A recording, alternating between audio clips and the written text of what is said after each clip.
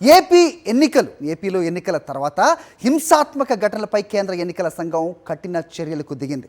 రాష్ట్ర వ్యాప్తంగా జరిగిన హింసపై దర్యాప్తు చేయడానికి సిట్ ఏర్పాటు చేసింది ఈసీ. 2 రోజుల్లో నివేదిక ఇవ్వాలని కూడా ఆదేశించింది.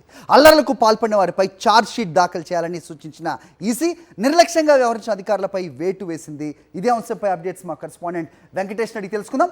వెంకటేష్, ఎలా చూడాలి? నిజంగా కీన్గా అబ్జర్వ్ చేస్తే కనుక ఈ కూటమి అభ్యర్థులు ఎవరైతే ఉన్నారో, ముఖ్యంగా బీజేపీ అధ్యక్షురాలు ఎవరెవరు ఆఫీసర్స్ మాకు వాళ్ళని బదిలీ చేయాలి, ఎవరిని అపాయింట్ చేయాలి అనేది కూడా ఇచ్చిన నేపథ్యం, అలాగే ఎన్నికల తర్వాత అదే ప్రాంతాల్లో ఇలాంటి పరిస్థితులు రావటం, సో ప్రస్తుతం వాళ్ళపై ఆ పోలీసు అధికారులపై వేటు కూడా పడడం, ఏ రకంగా చూడాలి మొత్తం? సో మొత్తానికి ఈసీ స్పందించింది, హర్షణీయం. బట్ ఇంత లేట్ అయింది అంటున్నారు చాలామంది. ఏం చెప్తారు?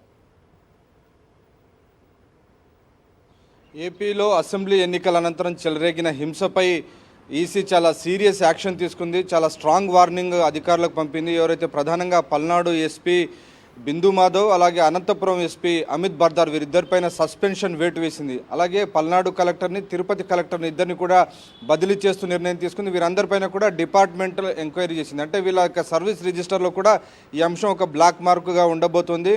ఎవరైతే పక్షపాతంగా ఒక పార్టీకి అనుకూలంగా ఏకపక్షంగా వ్యవహరించారు వారిపైన డెఫినెట్గా ఈసీ చాలా స్ట్రాంగ్ యాక్షన్ తీసుకుంటుంది అనే అంశానికి నిన్న తీసుకున్నటువంటి చర్యలు ఒక సంకేతంగా మనం చూడాల్సినటువంటి అవసరం ఉంది. అంతేకాదు ఈ ఆల్ ఇండియా ఆఫీసర్స్తో పాటు ఎవరైతే సబార్డినేట్ పోలీస్ ఆఫీసర్స్ ఉన్నారో 12 మంది పైన కూడా సస్పెన్షన్ వేటు వేస్తూ కేంద్ర ఎన్నికల సంఘం నిర్ణయం తీసుకున్నటువంటి నేపథ్యంలో ఈ అంశం ఒక్కసారిగా అధికారుల్లో వణుకు పుట్టించిందని చెప్పాలి.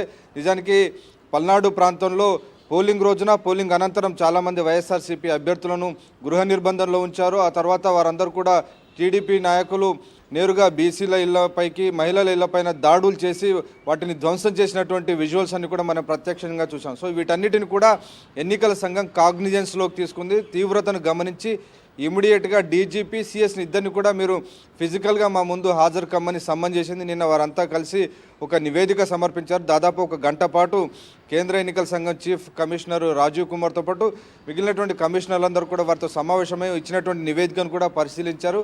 ఎవరెవరు నిర్లక్ష్యంగా వ్యవహరించారు, ఎవరెవరు పక్షపాతంగా వ్యవహరించారు, దానికి సంబంధించి కంప్లీట్ నివేదిక రాష్ట్ర ప్రభుత్వం ఇచ్చింది. సో రాష్ట్ర ప్రభుత్వం ఇచ్చినటువంటి నివేదికను పరిగణలోకి తీసుకున్న కేంద్ర ఎన్నికల సంఘం పల్నాడు ఎస్పీ బిందు మాధవ్, అలాగే అనంతపురం ఎస్పీ అమిత్ బర్దార్ పైన సస్పెన్షన్ వేటు వేస్తూ నిర్ణయం తీసుకుంది. ఇది ఒక బ్లాక్ మార్క్గా వారి సర్వీస్ రిజిస్టర్లో కూడా ఉండబోతున్నటువంటి పరిస్థితి. అలాగే తిరుపతి, పల్నాడు కలెక్టర్లను కూడా ట్రాన్స్ఫర్ చేస్తూ నిర్ణయం తీసుకున్నటువంటి పరిస్థితి మనం చూస్తున్నాం. సో మొత్తానికి ఈ వ్యవహారం ఒక్కసారిగా అధికారుల్లో కూడా ఒక వణుకు పుట్టించింది. ఎందుకంటే కౌంటింగ్ డే సమీపిస్తోంది. కౌంటింగ్ డే రోజున ఇటువంటి హింసాత్మక ఘటనలు జరగకుండా కఠిన చర్యలు తీసుకోవాలని ఆదేశించింది. ఒక ప్రియంటివ్ మెజర్స్ తీసుకోవాలి అనేటువంటి విషయాన్ని కూడా క్లియర్గా చెప్పింది. సిఎస్, డీజీపీలు కూడా ఎప్పటికప్పుడు అప్ టు డేట్ ఇన్ఫర్మేషన్ తీసుకోవని మానిటరింగ్ చేయాలి ఖచ్చితంగా అని చెప్పి సిఎస్, డీజీపీలను కూడా ఆదేశించినటువంటి పరిస్థితి మనం చూస్తున్నాం. సో ఓవరాల్గా కౌంటింగ్ డే రోజున, ఆ తర్వాత కూడా 15 రోజుల పాటు 25 కంపెనీల కేంద్ర పారామిలిటరీ ఫోర్సెస్ను కూడా డిప్లాయ్ చేయమని కూడా కేంద్ర ఎన్నికల సంఘం ఆదేశించింది.